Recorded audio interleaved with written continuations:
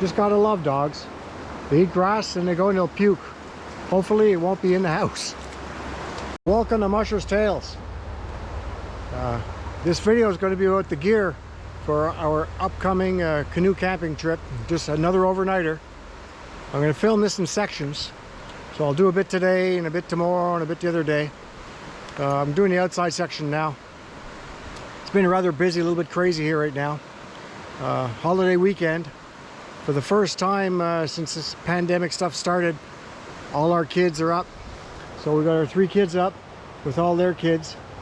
So we're talking seven grandkids in the house, four dogs, 6 other adults. Well, actually 5 other adults. One adult, one husband couldn't make it, but he's up tomorrow. So yeah, it's been a little bit busy. One thing about where we are going is that it's a very spot. So it's a federal park, so the bears, they're not hunted, they're not trapped. They're very used to people, and they do have problem bears once in a while. But we knew somebody worked there, and it's not a big problem, anyways, you know. But a couple of years ago, we're checking out a spot, and my wife had to spend a bit of time in the outhouse because she was going up looking around. All of a sudden, there was a bear right in front of her on the trail. Nice big bear wearing 2 red earrings. So the fact it's got the earrings means it's been captured twice. Means it's been a problem at least twice. So she just went in the outhouse and closed the door and waited. And I could hear her calling me, but that was down below. I was calling back. And then finally I went looking for her, and I never saw the bear. So didn't have any problem with the trip. And they're well set up. You have good spots to hang up your coolers full of food. But then again, you're not the problem. It's whoever was here before you was a problem. If they left food lying around, well, the bear's going to come back for snack number 2 or number 10. Because so that's what you have to watch a bit. So we keep a clean campsite. We hang up our food. So the idea is, if the bear does come snuffling around, well, he doesn't find anything. And if you don't keep any food in the tent, well, there's so many people camping there that he'll move on to where the food is. That's kind of the idea. So we have to keep things clean, and I'll show where you hang your bear bags. It's, you know, you don't necessarily get your little sack with the rock in it over the first swing. It's pretty high up. It's very well made, so the bear can't climb up. So once again, our tax dollars at work.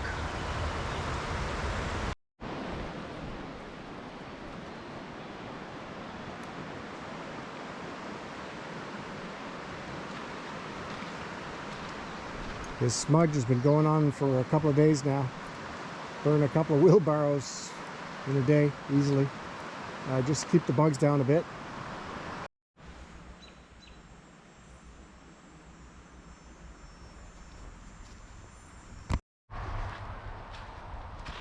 Four-wheelers have been going.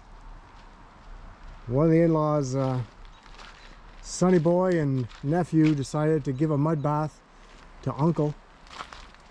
So once that bike got washed, the little bike here, we have 2 kids that can drive it now.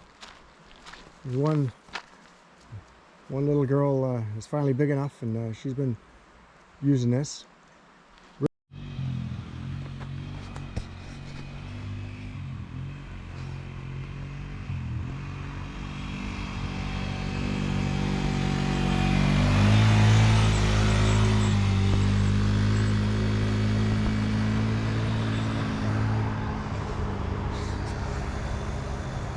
It's the first year she can drive the bike.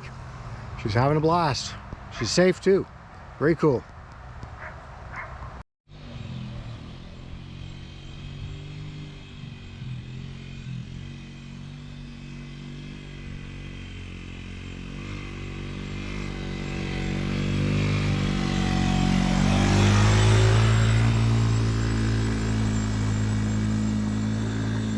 Rigged up a zip line.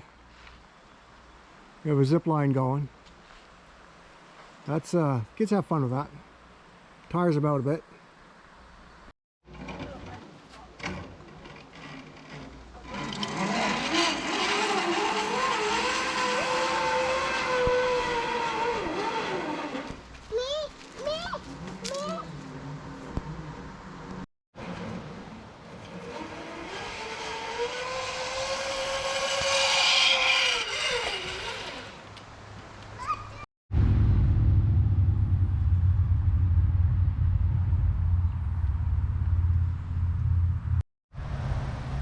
So this is a new piece of gear that I've never used yet. I'm looking forward to it. Whoop, the shadow doesn't help, does it? Okay, it's to turn your paddles, film in the air, it's to turn your paddles into a ridge pole to hold up your tarp. So I'll put the paddles in, you'll see how it works. So here it is set up.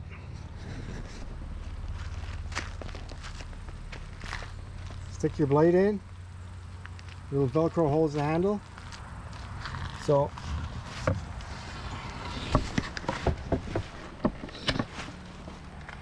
you have something that can hold up a tarp. I'm gonna try to find a lead on something here.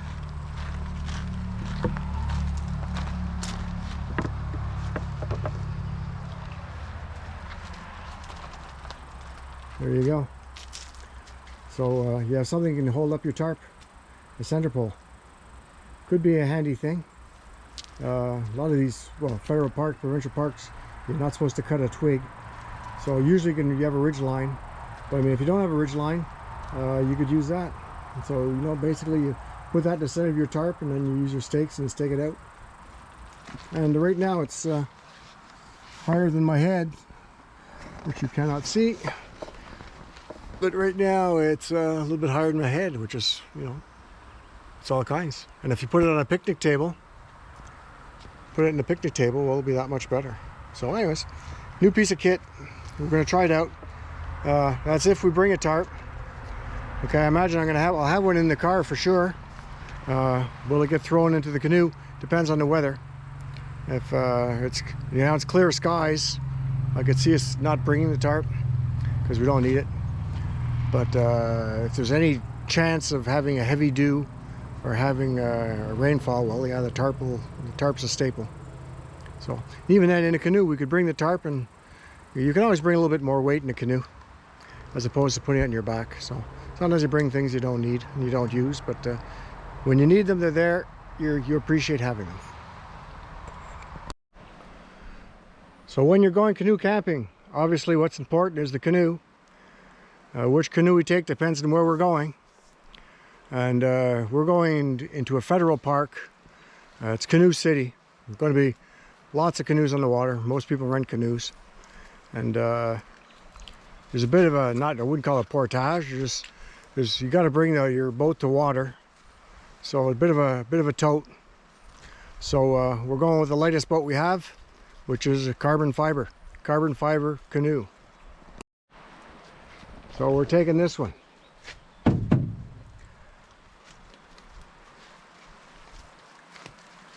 So yeah, carbon fiber. You're gonna buy a boat that's light and that advances well. Carbon fiber is what you want. Carbon fiber, like that boat I think is like 45 pounds or something. So it's easy to tote around. Easy to pick up, easy to tote around. Compared to the plastic boats are easy to pick up, but they're 85, 90 pounds. So this is 45 pounds, so it feels good in the old back. So it's good for that. And the freighter canoe is like 95, maybe 100 pounds, but it's so long and so wide that you can't, anyways, I can't swing it up. I can't swing it up. The other ones I can swing up, no problem. This one here, my freighter, no, we're not gonna hurt myself. But this little carbon fiber, it's wonderful. Now, advantage of carbon fiber. First thing is because carbon fiber, it's stiff, okay? And it looks like all the molecules are going in the same direction, like back to front to back. So basically, when you give a paddle stroke, you advance. The energy from your paddle stroke is put forward. It goes right to the boat. You know, the boat doesn't get wide as you give a paddle stroke, because of the force of the resistance of the waves against the bow. Like I'm talking through, I'm not a big canoe specialist there, so I mean, I could be inaccurate in what I understood, what people told me. But anyways, I just know that this particular boat, when you give a paddle stroke, you advance. So it's good for that. The other advantage is obviously it's light, very strong. Excuse me, disadvantage. is carbon fiber. Like a plastic boat, you can drag over the ground. It doesn't matter. They're tough. You can dig it up. Carbon fiber boat, they don't give them away, first of all. And the other thing is they're a bit fragile. So, well, a bit fragile. You don't want to scratch them up more than you have to. So basically when you get in and out of the boat has to be floating.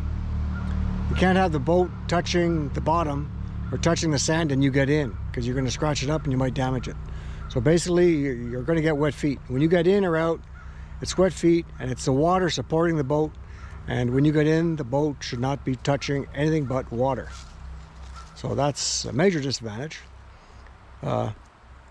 in cooler weather. Right now it's not a problem. So, you know, if you're going canoeing and you don't think you're going to get your feet wet, well, don't go canoeing. So yeah, that's the main disadvantage. So you know, and other stuff like paddles and everything, well, it'll be the same paddles, the same life jackets. What's different is no pack sacks. When you're going canoe camping, pack sack is not what you want. We use dry bags, and dry bags of about 30 liters, 25, 30 liters, and we'll have several of them for a few reasons. Main reason is not too heavy to tote, one in each hand, even if you have to make a couple of trips to carry everything to where you want to go, either to your campsite or to the water's edge. And the other thing is, by having several smaller bags, you can distribute them in the boat, distribute them in the canoe, keep the weight down and low, and everything centered. So if there's a bit of waves, well, then all of a sudden you're not top heavy and the weight is on one side, because you've placed your dry bags strategically so that they're nice, low, and evenly distributed. So that's kind of important too. Plus, with the way a dry bag is made, you can clip it. You clip it, so if you do flip, well, everything will stay in the canoe. Everything will stay dry because it's a dry bag. And actually, if you don't load the dry bags too much and you fill them full of air before clasping them, well, it'll actually help you float a bit. So that's why we use dry bags, and we don't use pack sacks. Someone asked about the first aid kit. Teacher asked if she'd seen it or not. So I guess I didn't. Well, I showed there was a first aid kit, but I didn't show what was in the first aid kit. And I'm glad that she asked, because we're always curious to see what other people bring. So I'll show you what we bring as a first aid kit. So this is it, compared to my hand. Not exactly big, but should do the trick. Obligatory pill bottle.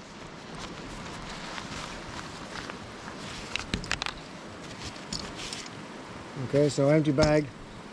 Okay, first thing in my first aid kit is a tent repair kit, in case we need it. A little Gear 8 tent repair kit. I put my toothbrush in there, folding toothbrush. Then I have a baggie full of a few things. So we got your Tylenol and Advils, some towel tabs. Okay, you know, these things that looks like a giant peppermint, but it's a towel. You wet it and it becomes a big towel. So handy stuff. Bit of hand cream. When you're canoe camping, my hands get really chapped anyway, so I always bring some of that stuff around. Actually, here's an escape towel tab. These things, they're good. You know, don't use them a whole lot, but I mean, you wet this, it becomes a little hand towel, one shot use, but you can clean up. Eyeglass cleaner. Little Victorinox knife. I've had one of these things on my keys for, I don't know, 40 years. Okay? Actually, probably longer than 40 years. You got a little clips on it, got a little toothpick on it, you got a little pair of scissors, which are quite good on it, and a knife. Tweezers. A couple of years ago, it was last year or the year before, anyways, I went swimming somewhere and all of a sudden I had about 20 leeches on me. So it wasn't much fun taking them off, and I wasn't really equipped to take them off, so come at me. So if you get a splinter or something, you get a splinter, or if you have a tick, or if you have a leech, you should be able to take care of it. leftover tube of polysporin, not a full tube. I mean, it's just enough to get you by. We go for 24 hours, right? So it's a patch. A couple of toothpicks, a few band-aids, a few Q-tips. Clean something out. Well, anyways, a few Q-tips. That's it. That's a first aid kit. Very basic, but can't see what else we'd need. Anyways, if we need something else, you know, when you somebody last year asked us for Imodium. We didn't have any Imodium. Not something we ever use, not something we even have in the house, but might be something to carry. I could see that being a useful item, but we didn't have any, and I tell you right now, they really wanted some. They wanted Imodium real bad, but could see something else to add. Something I have to remember to add will be some duct tape. Whenever you go canoe camping, it's good to have a roll of duct tape, because it'll get you out of a pinch if you damage the bottom of the boat. You can duct tape it on the outside, and with a bit of luck, it should be sealed enough to get you off the water, and maybe get you back to the vehicle. So, first aid kit for the canoe would be duct tape.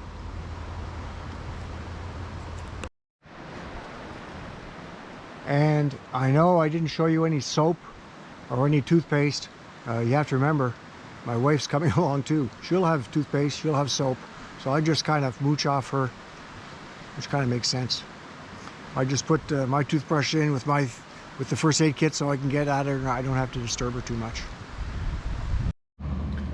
So there's no point showing you the same gear that I showed you last time, so I'll show you a bit. But first thing is the stuff sacks. So what's cool about these stuff sacks is the little window in them. So you see exactly what's what. When all the gear's mixed up, it's kind of hard to find things sometimes. So this one here, I know right away, just looking through it, we have paper towels, we have the chairs, and we have our bug shirts. Now, also my butt pads in there. So that's a quick look. And if I look in this one here, I see that I have the tarp, the sleeping bags, the tent with the footprint underneath it, as well as the sleeping pads. So good for that. And again, we'll each have another stuff sack like this for our personal gear. So mine doesn't have too much in it right now. It's going to have the same. Put this on the dog's head. It's going to have rain pants. Last time my wife didn't bring rain pants. I don't know if this time she will or not. But this is a cotton hoodie. This is a cotton hoodie, in case basically keeps the sun off you. It gets really hot, and it's a little bit cool. It gets a little hot, a little cool. Okay, or the sun's too strong. Rain jacket, and uplink hoodie. Staples. They're on pretty well every trip. So not a whole lot new in the gear. Have to decide whether bringing the same hatchet or bringing the splitting hatchet. What's nice about where we're going is it's unlimited wood. So there's all kinds of it, and it's nice and dry. Their wood's really good. So I think we might just be good with fire starters and a good knife. But a hatchet's always handy to have. Driving the stakes and everything of the tent. So yeah, I gotta bring something to hit with, even though we could use a piece of wood. So a bit more about the gear. At the end, we should have 4 or 5 bags like this. Probably 4. And something important is we bring a couple of these things, a couple of straps, so just to tie them into the canoe. So that's kind of important. Also, I always like to bring basically it's a handkerchief. That's what it is, a bandana handkerchief. I tie it to my belt. So whenever you get sand on your hands, or your hands are wet or something, it drives me crazy a bit. So you just keep this hanging on your belt, and you can wipe your hands off, and it's cotton. It dries fairly quickly because it's always hanging on your belt. It doesn't matter if it doesn't. So your hands are dirty, your hands are wet, you got sand between your fingers, whatever. You got to grab something you don't want to get sandy, like the camera. Well, then you just wipe your hands on that real fast. For sleeping, Sleeping, I bring, I really like these Echo hoodies. Okay, so you can put it over your head, dries really quick. It's good, really good piece of clothing. I wear those a lot, either the t-shirts or the hoodies. And oh, we got a dog coming in to have a sniff. And a pair of very light long johns also. And again, the goal is, keeps you warm, yeah, but also keeps the insects off you, which is kind of important. Footwear, I'm bringing these things. They're Solomon amphibians, so I will not be bringing the Crocs. We're going to get our feet wet whenever we get in the canoe, and whenever we get out of the canoe, our feet will be wet because it's a carbon canoe. So you know, you have to. It's a wet in and wet out. So I won't be bringing the Crocs. I'll be wearing these, and really pleased with these things. And at the end, when I'm at camp, well, the heel pushes down like this, and you can slide in and out of them really easily. So at camp it'll be like this. They're not the fastest drying shoes, but they're not bad. They dry pretty good, but they're not the fastest ones. So that's a bit more about the kit. That pretty well wraps it up. What's left is the food. The food will be prepared tomorrow. Tomorrow is the day before we go. The house is finally empty of all the kids and the grandkids. So we had a great time. And it's pretty quiet right now. We kind of miss them already.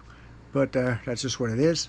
So we'll get the food ready tomorrow. But we know pretty well what it's going to be.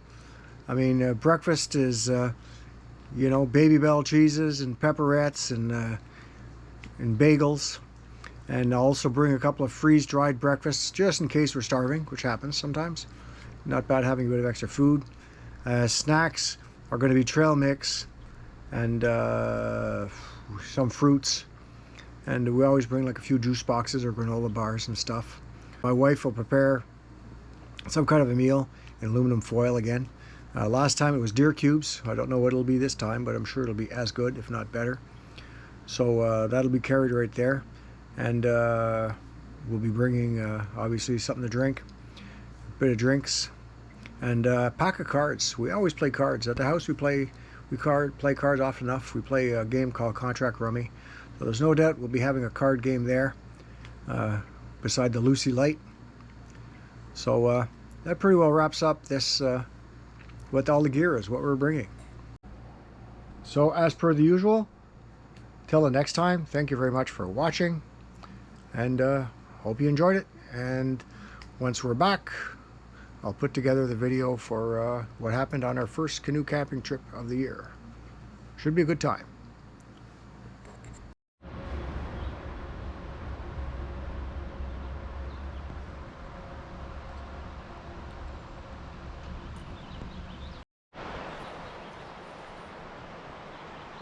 Your father was a hamster and your mother stinks of elderberry. Or was it your mother was a hamster and your father stinks of elderberry? Don't remember. Do you remember what movie that's from?